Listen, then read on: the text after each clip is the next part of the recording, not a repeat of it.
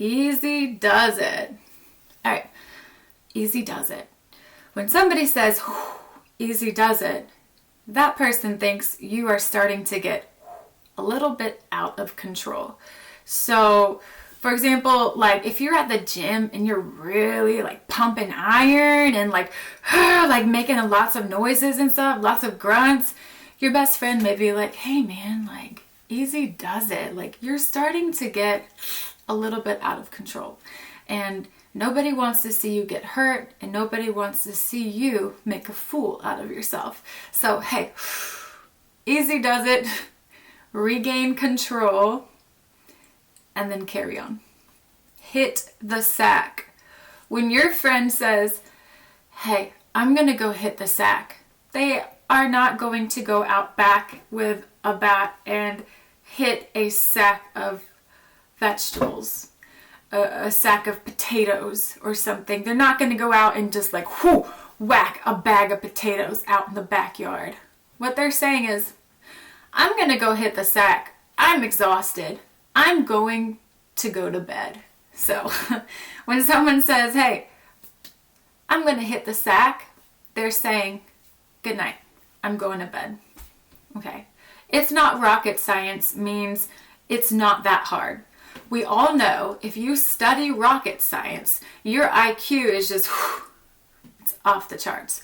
So it's not rocket science. So when somebody says that, they're saying that you can do this. Like, we're not studying rockets here. We're not trying to prevent the next asteroid from hitting Earth. We are just simply trying to put a craft from Pinterest together. It's not rocket science. Like, we can do this. Like, it's easy. It's not that hard. It may be a little bit challenging, but it's not to the level where it's like, man, like, we're never going to be able to do this. So when somebody says it's not rocket science, they're saying, hey, we can do this. It's not that hard. No pain, no gain. So you're in there in the gym and somebody's really pumping some iron. They're working out their muscles. And they say, hey, no pain, no gain. They understand that it's going to hurt, especially like the day after. Your muscles are going to be sore, but they know that through this pain, they are going to gain something like bigger muscles. They're going to gain more strength. And so they know the pain is worth the gains. So no pain, no gain. It's like when you're studying for a test. Sometimes it feels painful, right? But like after you study and you learn the material, you've gained knowledge. No pain, no gain. The next one is really cool. It happens all the time. So, speaking of the devil.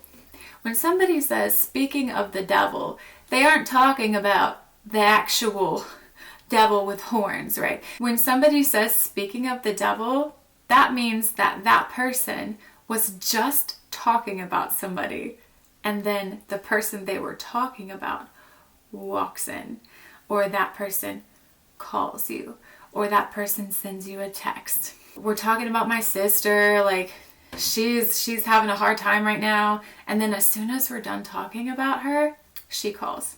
It's like, whoa, speaking of the devil, here she is right now. Generally, I would say people use speaking of the devil when they're talking about somebody they don't like. So let's say that somebody has done me wrong, or I don't like a person, and we're sitting here talking about them, talking smack about them, and then that person walks in, or I see them, I see them at the grocery store, and it's like, man, speaking of the devil, she's right here. Oh my gosh. So speaking of the devil means that you were just talking about somebody and bam, there they are. The last one, under the weather. When somebody says, I'm under the weather, they're saying, I'm sick.